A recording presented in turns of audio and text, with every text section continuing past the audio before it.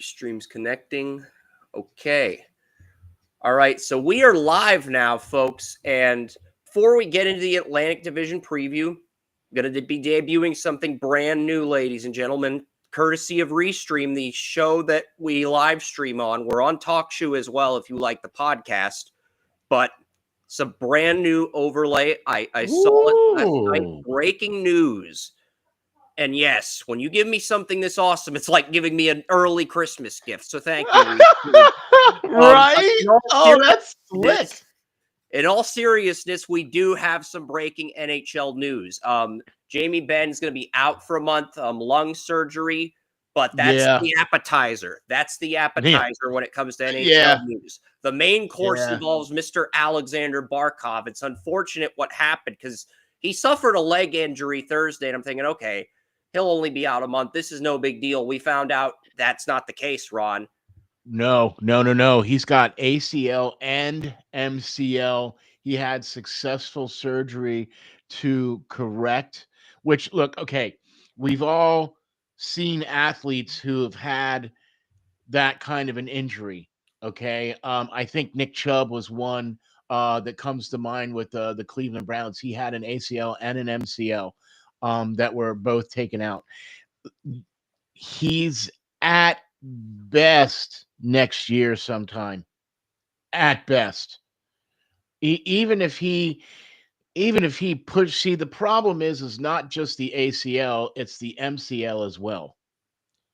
Okay, so the ACL, you can usually come back in like 7 months with an ACL, but the MCL thing might push him to next year, because like you said, if even if he comes back, he's game 7 of the finals, right? That's the earliest he would come back. Right. 7 of the finals, because that's what I mean, right? Timeline. So I don't think you're going to see him until next year. It probably will be next year, because I think unlike previous years where game 7 of the Cup final is June 21st, June 24th, like days leading up to the NHL draft, I think next year the Stanley Cup finals game 7 is June 19th. And he still might be behind schedule at that point. Probably will be more likely than not. You know, this is almost, I think, similar to what happened to Landeskog. He had a knee surgery on his left leg, then a knee surgery on his right leg, but it took him multiple years to fully recover from that. He got back on the ice. I wasn't sure. Yeah, I wasn't sure. I knew he had because he had a left knee surgery after the Avs won their first Cup with him and McKinnon in 2022. Then he had another surgery on his right knee the following year, which caused him to miss all of 23-24. And then recovering from both of those, he did, but Colorado did not activate him or play him until game 1 of the Stanley Cup playoffs in 2025, and now Landeskog back at full health. And throwing them in preseason, like, all right. throwing dukes, man, in preseason game. Gabriel Landeskog. I mean, guy is back. So, all right. Good for Colorado, man. That just, I think that was a statement. You know what I mean? Yeah. That was a statement. Like, I'll get rid of the breaking news overlay for now. If Joey calls in and wants to talk about the DeJuan Jones PCL injury, I will let him do that, because I know Joey, who called in, talked about the Stars with us last week, is a huge Cleveland Browns fan. So if he calls in, we'll give him the floor to break the news on DeJuan Jones. In the meantime, In the meantime, we're going to get into these NHL previews, because it's. You want to say something about Jones real quickly? No. I don't mean to interrupt you, but we also should have some more breaking news, because Tkachuk is going to be out. Although this is older news, but Tkachuk is going to be out at least until January. Yeah, right. Some are saying December on X, but that's what I originally heard. But I heard January before people on X were saying it's going to be out to December. He'll probably begin skating in December. He'll probably come back in January. That's my expectation. Okay. But still, that's half the year now for your top guy, your leader, and then you got the other injury that's going to take Barkov out for the whole season or more, that's a little compounding there. I think is going to change the dynamic of the Atlantic and the whole Eastern Conference, I think. Someone in the chat room goes, how long are you going to have the breaking news thing on? I'm going to try to have it on every 30 minutes, to be honest with you. But we're going to stay on topic with our regularly scheduled topic. Yes. I just wanted to throw that out there, though, with Florida, because I thought that was part of the whole conglomeration, because they did a lot of stuff. So because the breaking news thing does have its advantages. Like if there's a college football game on and there's a huge upset, we can whip out the breaking news thing and provide a score update for a few seconds. There's multiple ways we can use this. Injury reports, team releases. There's a lot of things we can. I love it, though. I love it. It's great. It's awesome. By the way, thanks everybody for hopping on and tuning in. You got to hop on over to Draft Utopia and get yourself signed up, get yourself subscribed. That way you get all the great information, you get all the great stuff that Chris does here at Draft Utopia and the team. Man, these guys are on top of it. They know every draft, every single player, not just one sport, but multiple sports. Hop on over to Draft Utopia. You got to get signed up for that. Yep, and we're going to break down the – thank you for the promotion, Ron, and we're going to also check out RNJ Media. They are breaking down the top 5 defensemen in the 2026 NHL draft, and soon, that is hopefully going to be very exciting. Yeah, soon, hopefully. All right, man. So we got – So let's – Atlantic Division – I've got the Boston Bruins in last place, and this is kind of ironic because after the Bruins traded Brad Marchand to the Panthers, Joey and I basically came to the same conclusion that the Bruins might get Gavin McKenna. We said this on the day of the trade deadline last year. I'm not sure if they will be that bad. They might be the best of the worst teams in their division. I think you could make an argument for Buffalo at 8 over Boston. Yeah, there you go. And that's where I was going with you on that. Yeah. But those are both the bottom 2. Okay, I'll look at the Bruins really quickly. I don't think they have as many top-line stars as they did during their cup runs. They still have Pasternak. They still have Charlie McAvoy, and they have Swayman at goalie. But it really feels like a lot of the Bruins' wins are going to come down to those 3 carrying the team, at least until James Higgins arrives. And the fact that now we've got Marco Strom now as the head coach. That's true as well. That's a big change in philosophies. That means the bench is different now. That means that things are different now up there in Boston. I'm 99.9% in agreement with you on this. If only I think that Buffalo might just be a tick worse. And the only reason why I'm saying that is because of, and no slight to Levi with Buffalo, but Swayman, I think, is a better goalie. And you know what I mean? Like, I just think that gives them an edge. I agree most nights than not. You know what I mean? I mean, that's the thing. But they're going to have Arvidsson's their second line right winger. And their veterans are okay. Pavel Zacha, Elias Lindholm, they're okay. They're serviceable.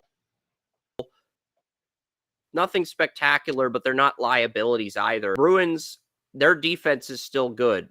I mean, Mason Loray was a player I was high on in the 2020 draft. He's on the top line with McAvoy. Woolman Peak are the number 3 and 4 defensemen, and you have Zadorov and Joki Harju on the third line. I think Joki Harju was on Boston. The defense is still respectable. So we'll see what happens with the Bruins. There's not a lot I like. And to be fair, I have the Buffalo Sabres at 5 in my NHL mock, and I have the Bruins at 3. So I might be underselling the Bruins, slightly overselling the Sabres slightly. But, okay. The reason I have the Sabres in the bottom 5 is simple. At the end of last year, Buffalo moved their former 100-point center, Tage Thompson, over to right.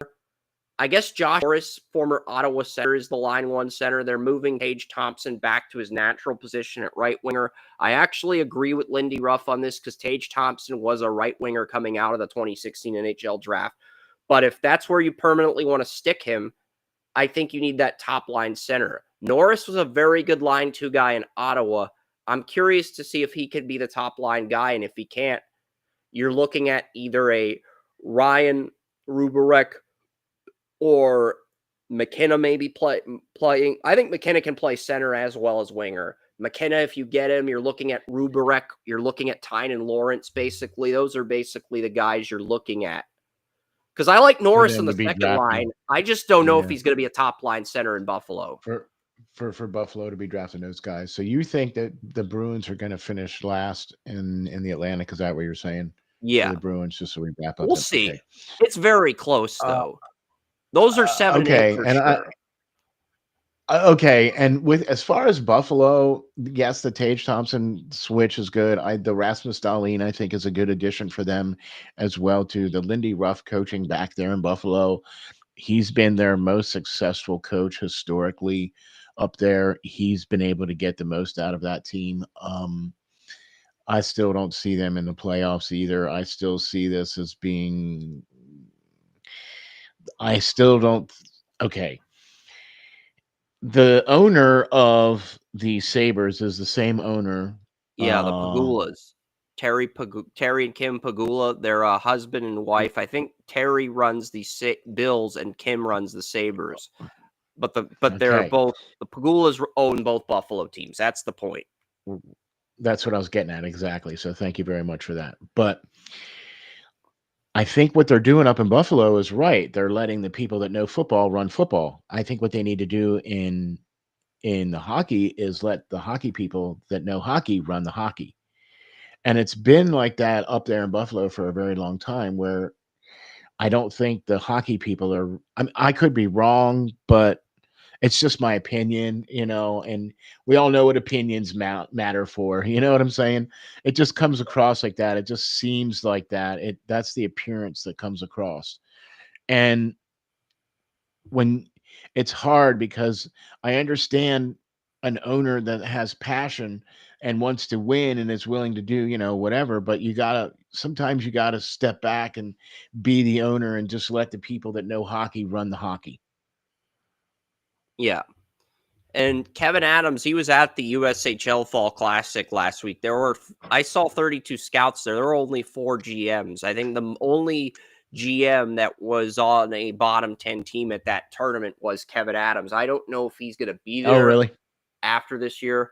I think part of the reason he was there is because I found out from one of the Youngstown scouts when I was scouting Youngstown's goalie. I found out from one of their coaches or scouts that Kevin Adams' son's on the Youngstown Phantoms. So I think that's why he was there, not only to get an early head start in the class, but to watch his son play hockey as well. I mean, hey, when you're a coach, that.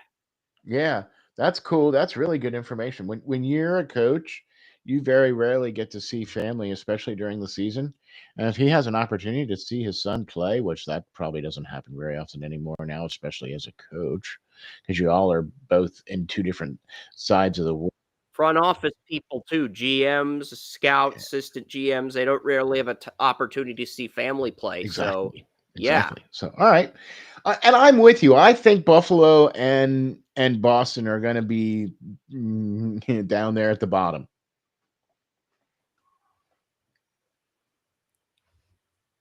So, and that's what do you think? I have at 6 behind Buffalo. Do you have the Red Wings, or do you have the Senators?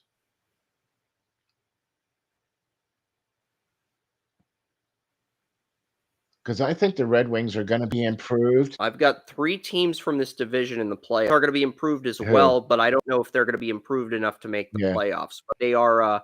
I did have right. I moved them up from 13 to 14 when I compiled my rankings after watching the draft and free agency. I'm just looking really quickly. I think I had Montreal at 6, and I had Montreal at 6 and Detroit at 5 in this division. And then I think I had yeah, I had yeah. Uh, I know I'm going through the order here, but I had Montreal at 6 and Detroit at 5. Now, to be Okay. fair to Montreal, I think their forwards and defense are great. I'm just not ready to buy them as a legit, serious Stanley Cup contender until Jacob Fowler arrives in the NHL and becomes the guy for them. And that's not going to be for another few years, unfortunately. That doesn't I'm with you. that doesn't mean they won't make the playoffs. There's going to be years like last year where they do just enough to sneak in as a wild card 1 or a wild card 2. And we might see that again this year. But Yeah. I really Okay. believe Fowler is the final piece to Montreal Stanley Cup puzzle. And until he gets there, this team's going to be in purgatory where they either win enough games to avoid picking in the bottom 11 or they make the playoffs as a wild card 1 or a wild card 2. Okay. I mean, they did really well with their draft last year with Bryce Pickford. By the way, a Prospect Yep. Watch alum. So I mean, they did a That really Bryce Pickford was very good. yeah. He was, I think he was a second line defenseman on Medicine Hat. Yeah.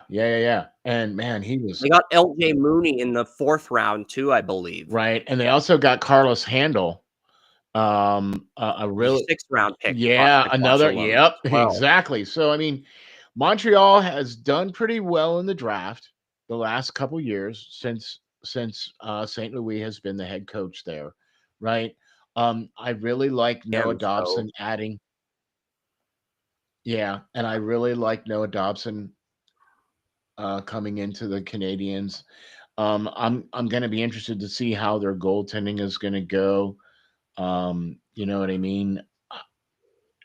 That's where I'm putting the question mark for them. yeah, I and and I also Sam Montembeault's not a bad stopgap, but until Fowler becomes the guy in Montreal, and I believe he will, they're just sort of a team for me that's floating in purgatory in this division. They can score, they miss the playoffs. That's kind of where they're at. But if they had okay, Fowler, this would probably be a top 3 team, and I think you could argue they would be the de facto challenger to Florida okay, wow. Well, I mean, now that everything is like completely changed around here now for Florida, because their so team's pretty complete outside of their goaltending. And assuming they can keep their core without that's going over the cap, they're going to be a that's dangerous that's team. and I would not want to face them if that was my first pick to face a team in the first round of the playoffs. It would not want to be Montreal Because Demi Dov because is they only going to get better, right. and Patrick Laine could be very good Yeah. this year. So, and they drafted Michael Hage from the Chicago Steel in 2024. Yeah, that's in the like I said, they've drafted pretty good the last couple of drafts They've since been St. Louis superb has under been Kent in. Hughes as general manager. How you doing? Okay, so and he was the one that hired St. Louis too, right? Yep. So I mean, people can say what you want, but I really like what he has done up there in Montreal, and I think when you can continue to give him better players, this team is just going to continue to climb. And I agree, I like them better than the other teams. So, but you think Montreal is going to be I've so got you them at think 12 in my mock draft, and I have them 6th in the division ahead. But that's only because I'm not very confident in the goaltending. I think they yeah, actually have most of the pieces to be a playoff team. But when I look at the Canadians yeah, right now, I say they're on their way to becoming a complete team. If Fowler develops and becomes the goalie I think he's capable of becoming, but they're not a complete team right now. And I think okay, in today's era of hockey, you have to have a pretty complete team on paper to be guaranteed a spot in the Stanley Cup playoffs. They'll be in the hunt, though, Ron. They will definitely be in yeah. the hunt for the. Okay, all right. Yeah, I'll buy that. I'll buy that. You need to have that centerman. You need to have that defenseman. You need to have that goaltender. You need to have at least those three cornerstone type players on your team as far as being a complete team. You know what I mean? So I'm with you. I'm And if you with have you. the So wingers like Montreal does, it only helps. exactly. So okay. So you think The all Red right. Wings So came in at 4. Red Wings came in at 5 for me because I narrowed this thing down to Red Wings came in at 5 for me. So that leaves Tampa Bay, Toronto, Ottawa, and Florida, same top 4 as last year. But I don't know how much the Barkov injury affects the Panthers.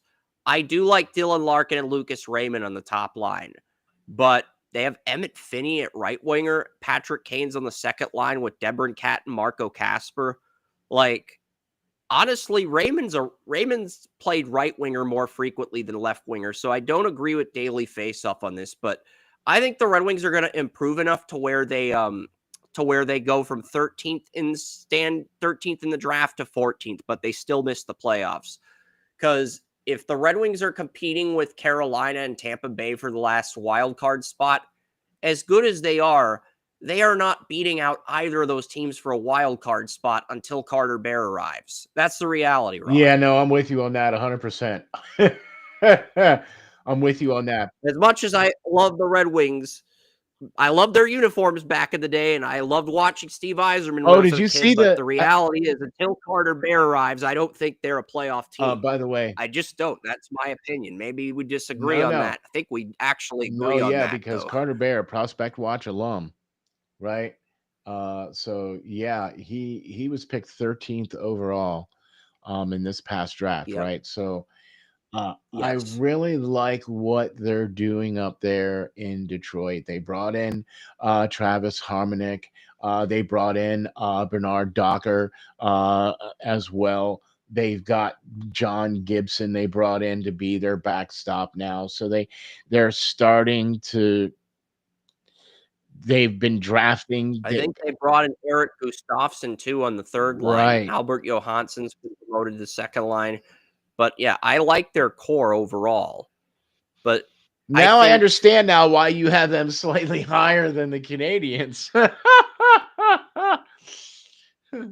and the goaltending with Gibson, that's That's why I had why. them slightly Yeah, higher. no, that's exactly why. I completely agree with you on that one, man. All right, that But here's the thing, if Florida ends up dropping, because I don't know how far Florida did enter this thing as my number 1 team, but the Barkov injury opened up a whole can of worms. Same with the so maybe if Florida ends up regressing badly to where they're a wild card too, maybe the Red Wings can sneak into this thing as a wild card, but I'm not very confident in the Red Wings. I think they break their drought next year. okay. Yeah, But that makes better once sense. they break their drought with Carter Bear, they're going to be a very tough out and a very dangerous team when the Stanley Cup playoffs arrive. Because they're going to be like Florida when they made their first Stanley Cup. They're going to have nothing to lose. Everyone's not going to think highly of them. There's not going to be any pressure, any Yeah, expectations, and that's going to make them very dangerous. exactly. And if they do make the playoffs, I wouldn't want to face them neither. They're one of those teams where you wouldn't want to face because they're going to just work. You know what I mean? So I'm okay with that. But you know what? I really think that this is going to be the year where we're going to see potentially one of those teams take over because I really feel that the injuries that are now piling up for Florida, not just the Barkov one, but the Kachuk one for half of the year, I really think you might see them drop to like, they were third last year in the division. So they might be a fourth or fifth, maybe even sixth. They might be trying to sneak in as a wild card, depending. I mean, look, you still got Bob, you still got, Marchand, you still got Eklund, you still got Bennett, you still got Seth Jones, you you still got Forsling. The defense is fully healthy, but it feels like Bobrovsky and the defense is going to have to carry them more than anything else, Ron. That's really the vibe I'm yeah, getting with them. yeah. And so that's kind of where I kind of feel they might potentially be right around there. Does that make sense? Yes. Okay. And this is the first year where all NHL teams have to be under the salary cap at the start of the playoffs, which means if you put a guy on LTIR, you can't go out and trade a first round pick to reload your team in the short term and then get a guy back for the playoffs. Because I think there were only 2 teams the Minnesota Wild and the Carolina Hurricanes were the only two teams that were under the cap at the start of last year's Stanley Cup playoffs. That's why the NHL put the Yeah, cap because compliant rules in effect yeah, for because yeah, teams I'm were just glad. abusing the salary cap to get players the trade deadline and then wait for their best players to come off LTIR and it stacked the deck for A certain la teams. Tampa Bay. Tampa Bay, Florida, Vegas, They all Dallas. done. A lot of the tax-free states are a huge beneficiary of that rule. And they still are going to be a Yeah, beneficiary when it comes to attracting free agents, but at least by forcing every team to be under the cap, having a hard cap like the NFL, you limit those teams' ability to have a monopoly on the rest of the league. yeah, that makes sense. And I'm okay with that rule. You know what I mean? I always thought it was a little. It always came across as a little greasy. You know, like yeah, okay, Stamkos is out for the whole season, so his salary is what he was getting paid like $8.5 million a year. So now suddenly you can go spend $8.5 million because you don't have that counting against your cap right now. And that's like, well, wait a minute. You got a guy on LTIR. He's going to count at some point. So I'm glad they're doing that. I'm glad they're instituting that rule. So, Yeah. So Red Wings could get in. I have them at fifth in my division fifth in the division, but they could end up being fourth if Florida regresses. So next up, I have the Lightning finishing fourth in this division, but with Barkov's injury, maybe this is the year the Lightning rebound. We'll see. could be. Could be. I mean, They've got Victor Hedman. They've got Vasilevsky, top 5 goalie, a top 10 defenseman. Ooh.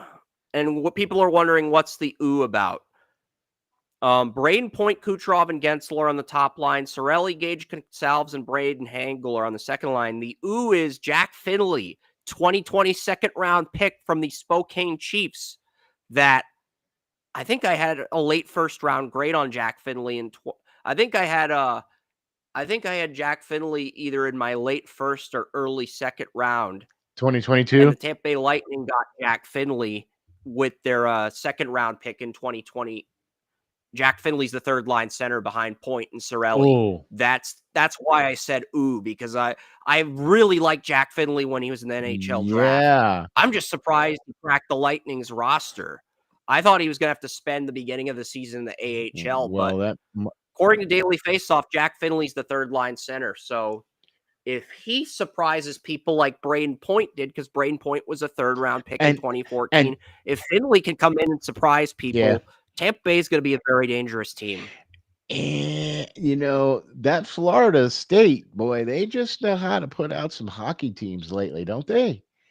Right? Of the last Yeah, because in the summer, Finley was not projected to make the Lightning. If I had known Finley was on the roster, I probably would have gone Tampa over Carolina. It was that oh close wow. between those Okay. two. I gave Carolina the last spot, used common sense logic, but Yeah. I told you when we started this a few weeks ago, my last two teams competing for the last two wild cards were Carolina and Tampa. But, with Barkov's injury, that could change things. Tampa Bay and Carolina could both get in now. More than likely they will. Finley, I just think that is another element to that offense. See, And now I think we're gonna see an uptick in some teams that we weren't necessarily expecting an uptick in. And I think we're gonna see a team that we thought might be good is gonna take a step or two back. And see, this is where I'm gonna fork on the road here because I'm kind of they finished first in the Atlantic last year. I don't see that happening for Toronto this year at all. Toronto is third. They are the next team on this list. I had Florida and Ottawa in the top two prior To the injuries. For Barkov and Yeah. yeah. Okay. See, I think Tampa Bay is going to be slightly better, and I think they're going to jump the Toronto Maple Leafs. They finished second in the Atlantic last year. The Tampa Bay Lightning did. Look, they are an amazing Yeah. regular season team, and for quite a few years there, they were really good there in the playoffs.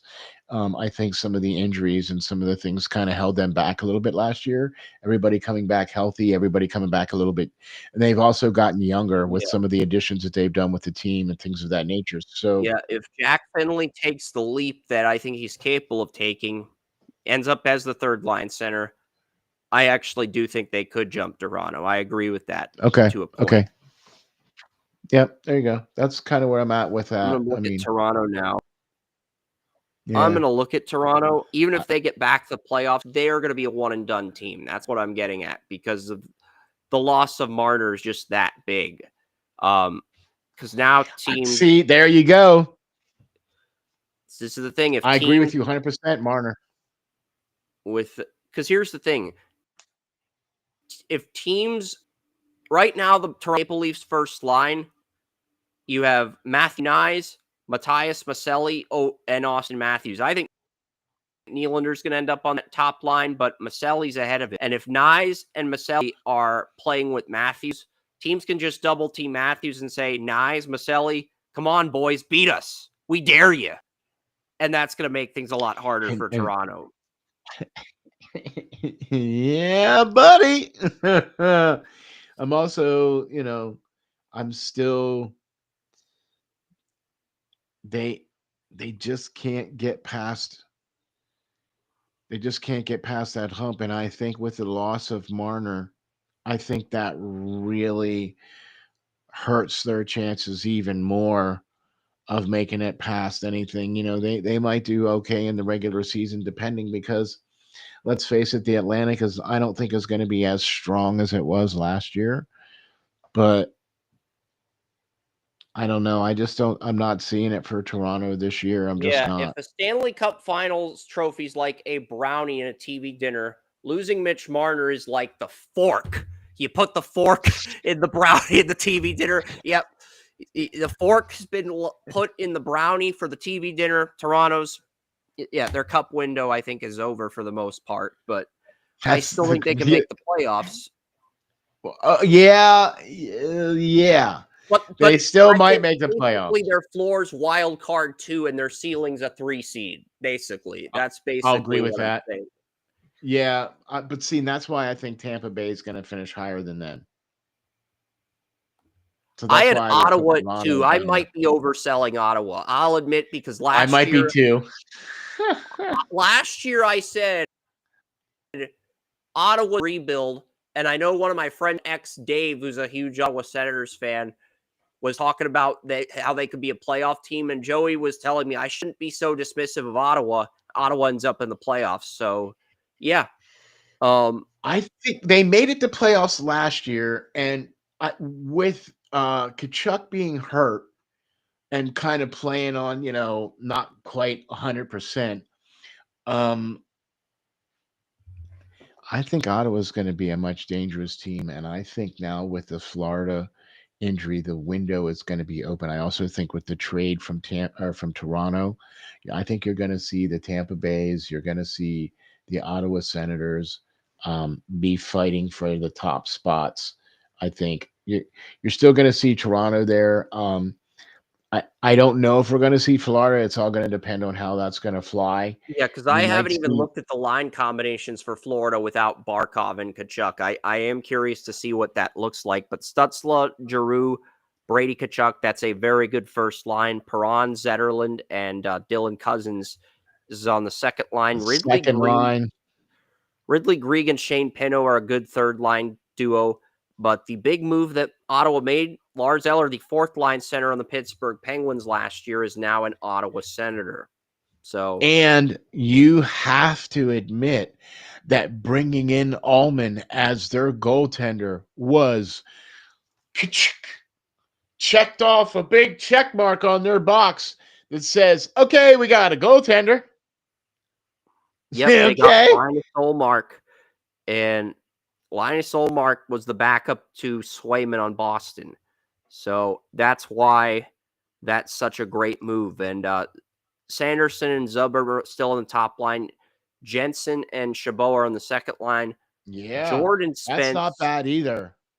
interesting. Jordan Spence, I think he may have been the brother of Malcolm Spence, is listed on the third line with Tyler Klevin. Now I like Klevin in the 2020 draft, I don't USNT know. VP player. So I don't know because Malcolm Spence is a Prospect Watch alum. who Spence is? Malcolm. Malcolm Spence. I remember Malcolm Spence. Oh, that Yeah, he's a I'm Prospect thinking of. Watch alum. I was thinking of the Spencer brothers and the Belleville Bulls. But yeah, Yeah, no, Malcolm I Spence, a don't. Prospect Watch alum. That's right. Erie Otters Yeah. left winger Malcolm Spence, now Mm-hmm. at a college Mm-hmm. this year, Michigan, I Mm-hmm. believe. Mm-hmm. Man, look. Shout out to the NCAA this year, boy, because it is gonna be stacked. It's gonna be awesome. I can't wait until Oh yeah, puck now I hockey. remember. Jordan Spence was on the LA Kings last year as a second, third line Okay. defenseman. Ottawa got him in free agency. That was one of their free Okay. agency moves. Yeah. That's But so they still have the same top four as last year, but they add Spence from the LA Kings, and Tyler Klevin is now the number 6 defenseman after being number 5 last year. So Ottawa's got a pretty complete team. It's just, can Olmark elevate them, get them over the top? That's the big question. I think Ottawa wins a playoff series this year. I don't think they make the Eastern Conference Finals, but I do think Ottawa does win a playoff series. and I think they finish higher than 4th. I have them in second. I have them in Okay. I All do not. right. I had them second to Florida, but if Florida drops off, they might end up winning this thing, the division. They might win Well, the Atlantic. We'll see. so if you were going to I'm go not that completely way, sold on them winning the division. I'm not completely sold on them, but I do think they're going to be much okay. better. And here's I'm go ahead. here's where things get dicey.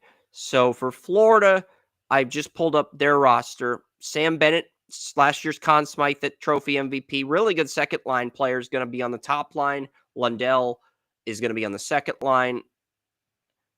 Evan Rodriguez is going to be on the third line, and Luke Kunin is going to be on the fourth line. That's what they've got.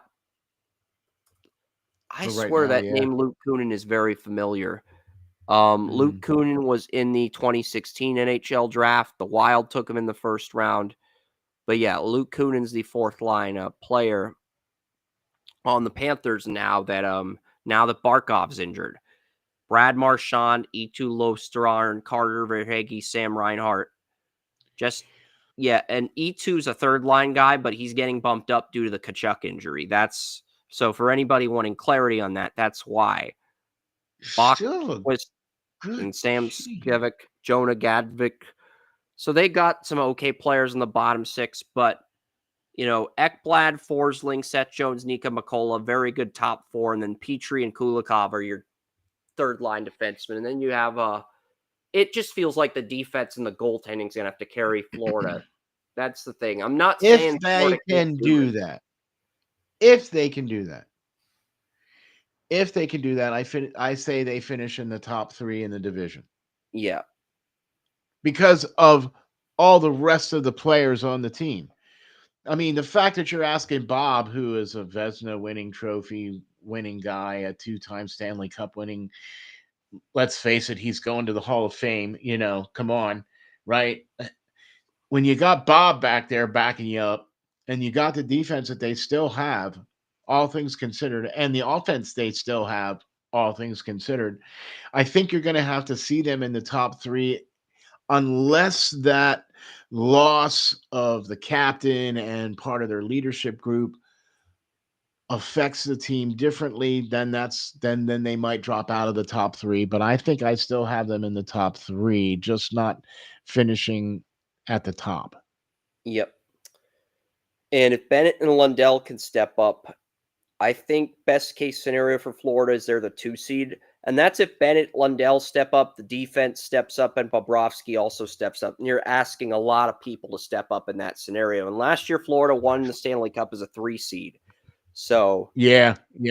But and then you're also getting Kachuk back though halfway through yeah, January, February, December, or something that's like that. true. So I mean, it's not like a total loss of that for them. You know what I mean? But I Yeah. think it's still look in a hockey season. This is the last year, by the way, of 82 games and 7 preseason games. Yeah, 84 games next season. And one Year, thing I've yep. already discussed off the air is, well, you do these yearly NHL season previews. I could either do one division a week, which I prefer to do, or do I go to two conference? Do I break down a conference in 1 week? A conference in 1 week, I Right. don't like. I don't like the idea of doing a conference in 1 week, but I'm not sure when the No. NHL regular season is going to start next year. It's going to start in September. We don't have the exact date yet. Right. Right. We'll figure this out once the schedule comes out. Yeah, we'll get it worked out. Yep. Yeah, we're not going to worry about the logistics of it right now. We'll figure it Yeah. out once the schedule comes out. So How we want to go about this. here's kind of where I'm thinking. I'm thinking you're gonna see Florida take a step a little bit back, I think, because of the injuries and and then the late season comeback of Kachuk. That maybe puts them at 4. I think you're going to see Tampa Bay win the division. I think you see Ottawa at 2 potentially. I if they don't drop off, then you could probably put Florida in there at number 3.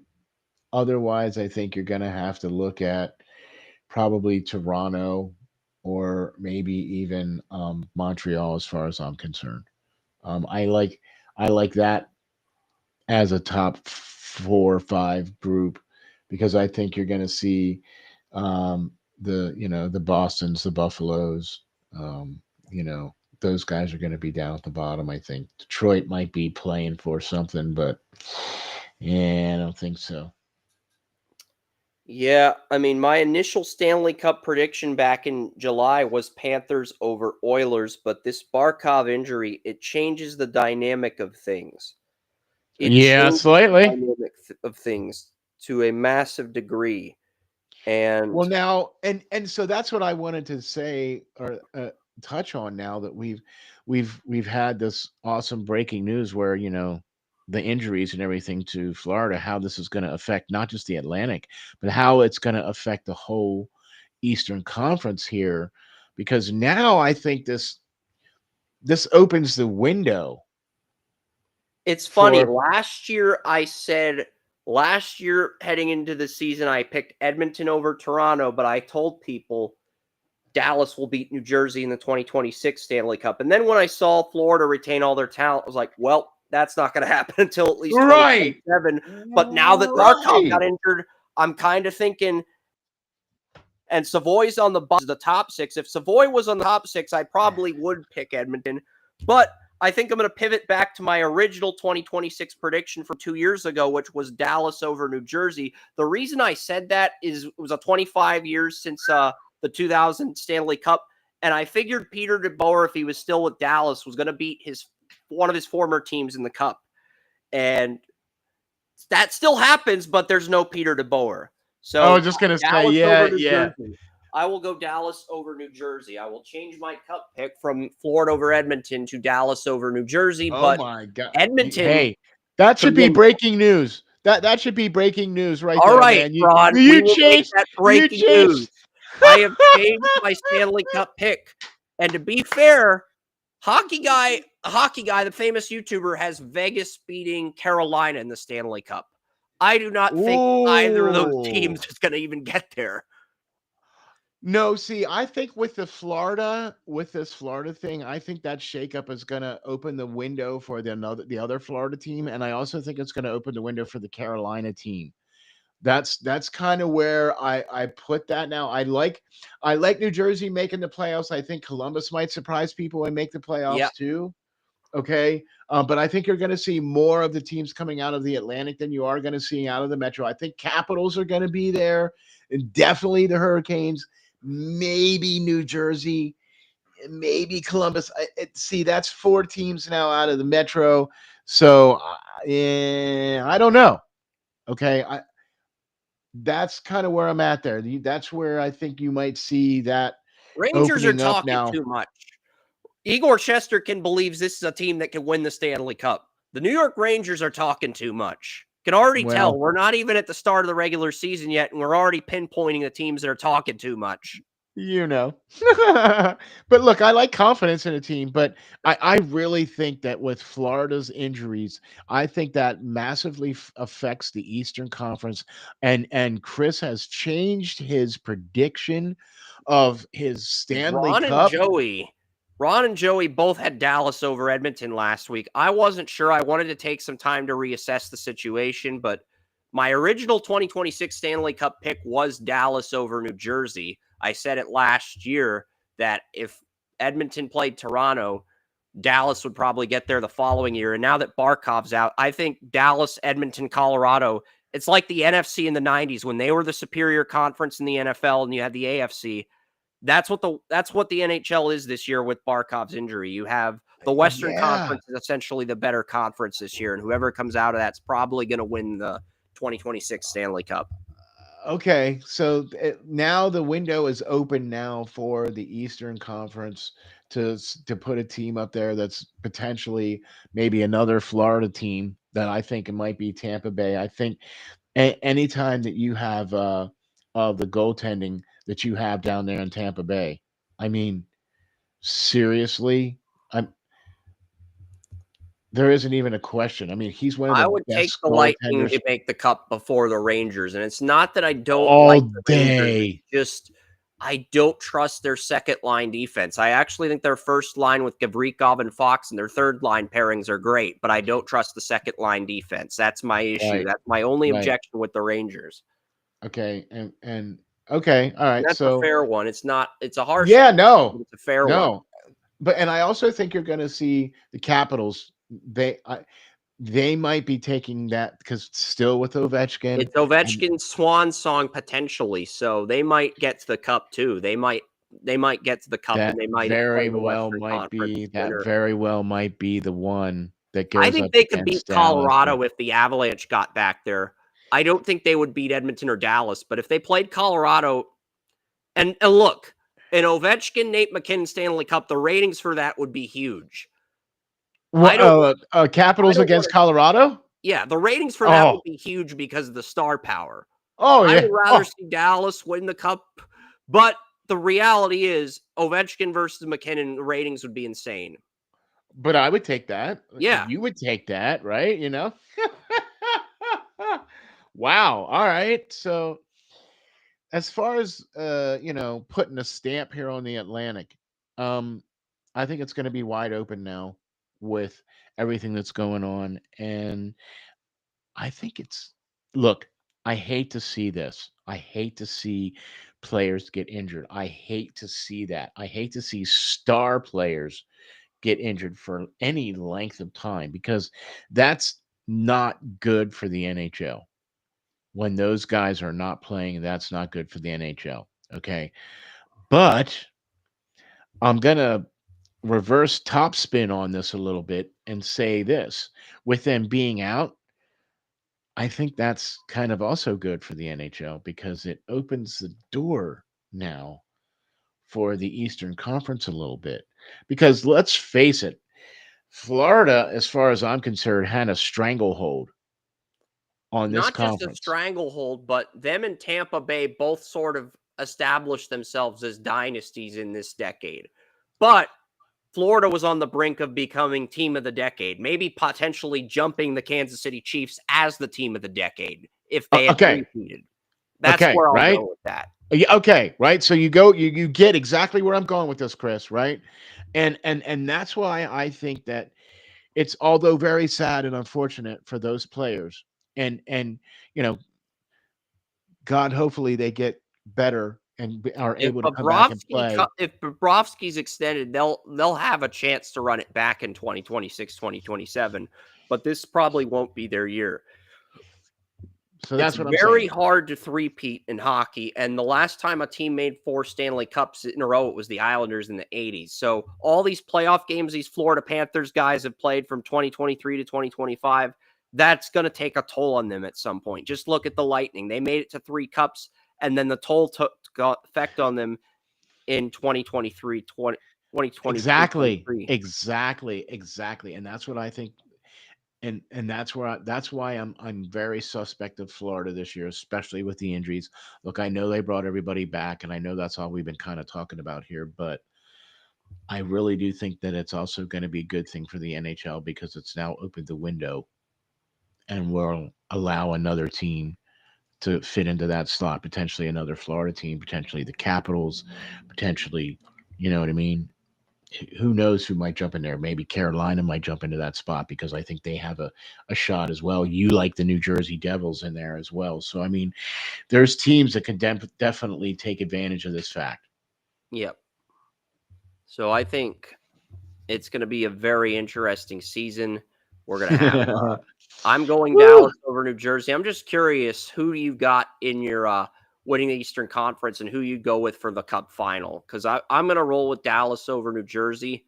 Could be Edmonton over New Jersey too, because Dallas and Edmonton are just that close. And I think Edmonton, I know they've had the Stars number the last 2 years, but losing Evander Kane and finding out Savoy's going to be on the bottom six versus the top six, even with Zach Yeah. Hyman out, that's kind of a deal breaker for me because if they had that last guy on the top six, I still think they'd have Dallas's number, but the coaching turnover plus Savoy being on the bottom six, that was enough to get me to switch back to Dallas, but it's still very close. And I like Dallas's goaltending better too. Yeah. Look, you can't take away the McDavids and the Dreisaitl's. You can't take that away. There's no denying that. Mm, I mean, those are some of the most dynamic scoring players that we've seen in a generation. Okay, Yeah. and when you add Hyman to that mix, that's a dangerous team. But Yeah. if you It's take almost these impossible to players stop away, McDavid from scoring. If McDavid has Nugent Hopkins at left wing and Hyman at right wing, it's almost impossible to stop that line from getting a point. At least one of the three players on that line is going to get a goal. if you take that away, their bottom six cannot support the rest of the team. And right now, Hyman's still on IR, and Right. Nugent Hopkins is on the third line as a center versus playing on the wing with McDavid. Like I said, you spread it out too far, and the bottom six is not going to be able to support the team because all you have to do is take away McDavid and Draisaitl, And Nugent and Hopkins, teams if do he's that. on the third line, if Nuge is on the third line at center, all you have to do is take away the centers on each line, That's what I'm and talking about. and you dare the wingers to beat them. Exactly, exactly. So And there that you makes have it. Edmonton far more beatable, in my opinion. Look, kudos to them for making it back there twice in a row. But when you got there, you absolutely did not play your best game. You did not put on a good enough show, as far as I'm concerned. You showed some true colors, as far as I'm concerned. Your lack of discipline was very evident in the penalties that you took, and it cost you the cup.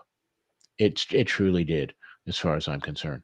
I get it. Florida got under your skin, and you're supposed to not have that happen to you. You know, if you want to win that silver chalice, man, you got to let that overcome. You know.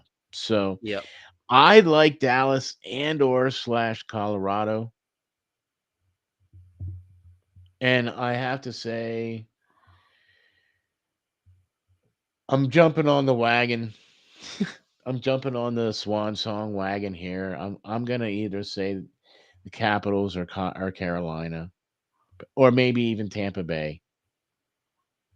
So, but I would probably lean more towards Washington.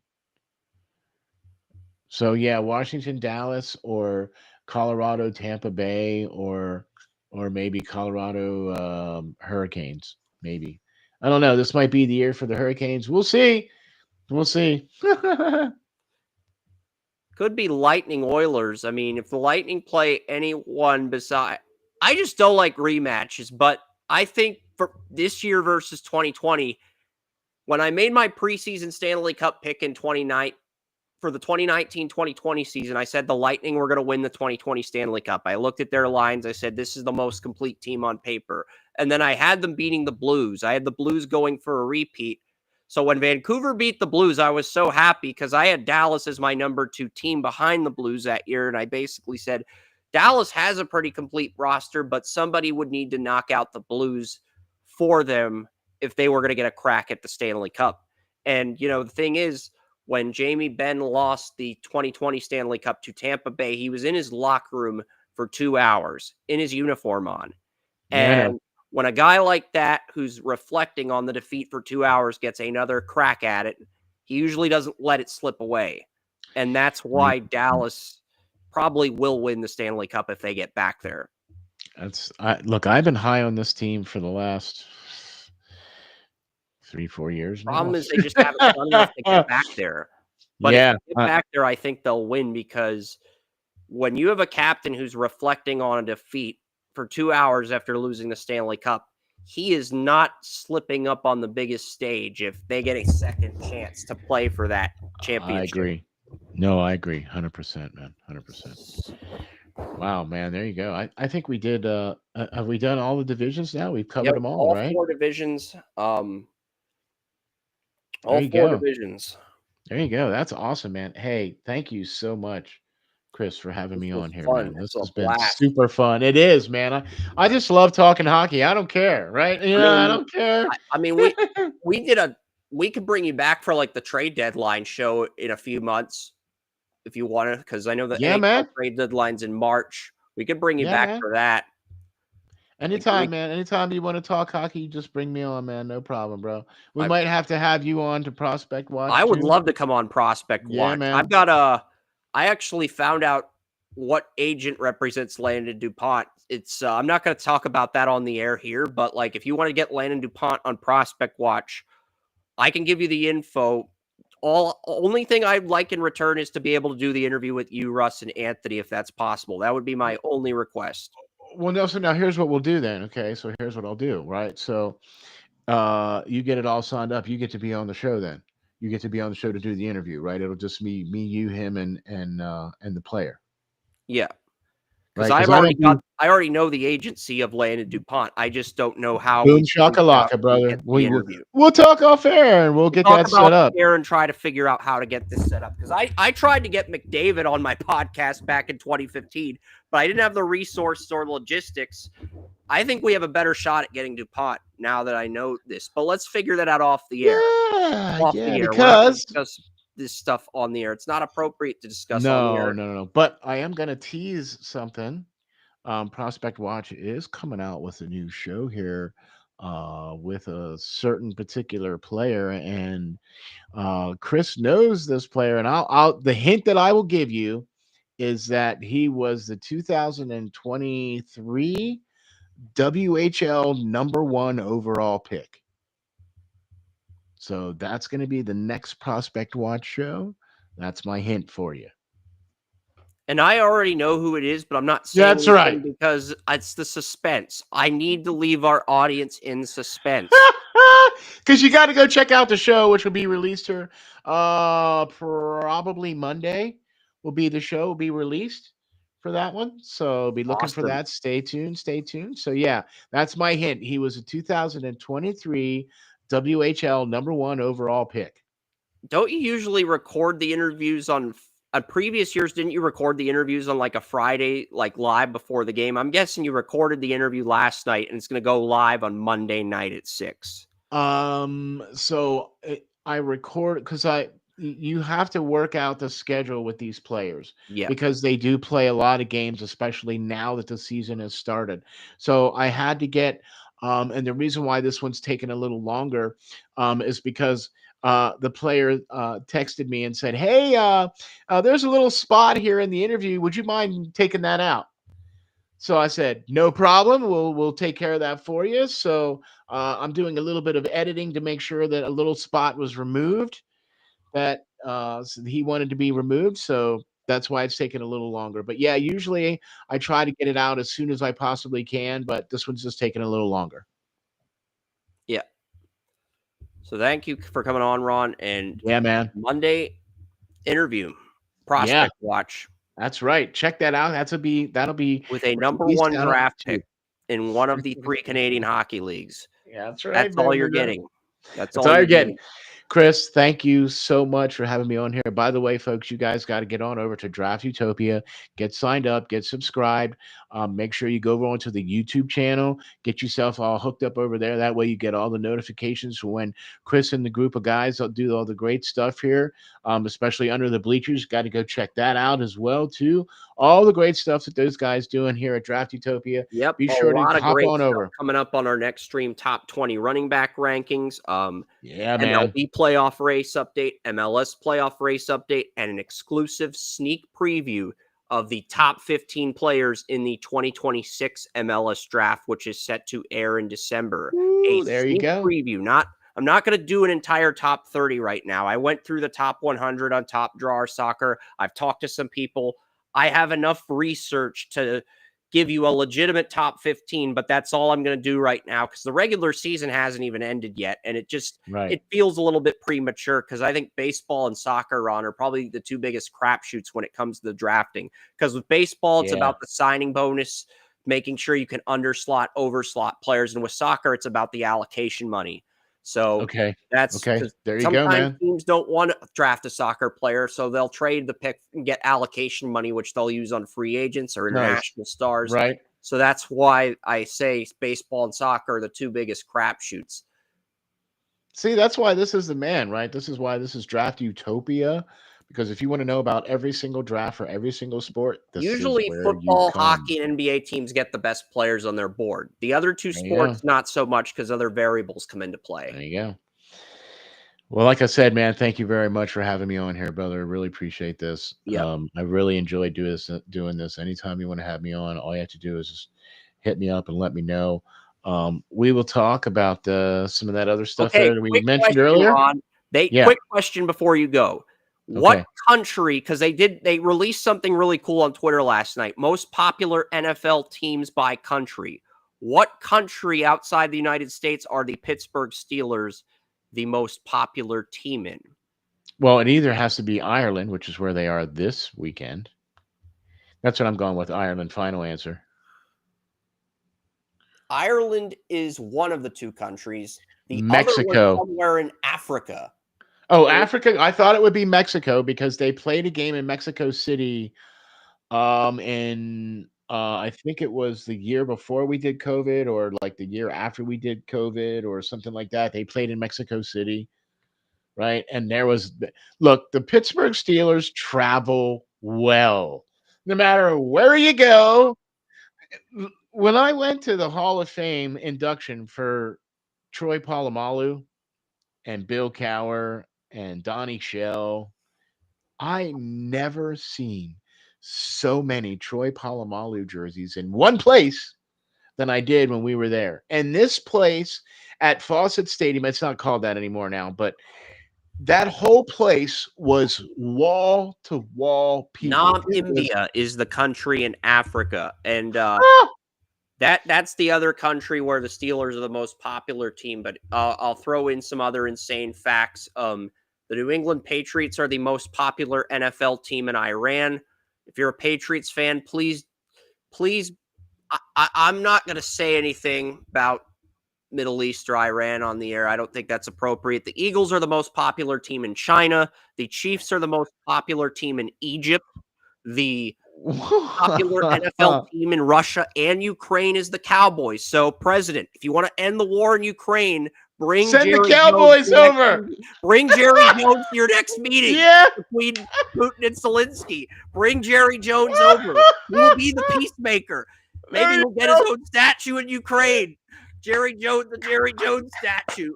Oh my God, that's the only place he's gonna get one. Yep. Oh my gosh, that's perfect, dude. That's perfect. Oh man, Cowboys are also the most popular team in Japan too. So the Eagles are most popular team in China, Australia, and Saudi Arabia. The Browns are the most popular team in Finland and Norway. The Chiefs are the most popular team in Sweden. The most popular team in Mongolia is Tampa Bay. Baker Mayfield, the Buccaneers, making Genghis Khan proud, my man. It's the Buccaneers, Tampa Bay Buccaneers, yes. They are That's the most why. popular team in Mongolia. That makes sense. That absolutely makes sense, man. All right. What a Yeah. great way to end the show, man. I figured we'd have a little bit of fun with that. It's nice You reward know, for going through all 32 NHL teams. love it. Love it. Anytime I get a chance to talk hockey with this guy, man, it's all good. All you have to do is hop on over to All right. Draft Utopia, get signed up. Thank Thank you. you all very much for hopping on, man. You can follow me at RNJ_media on X. Also check out the new website coming out here real soon. It's rnjmediasports.com. That's rnjmediasports.com. Also check us out on YouTube, RNJ Media Sports over there on YouTube. And thank you all very much for tuning in and checking us out, man. I'll see y'all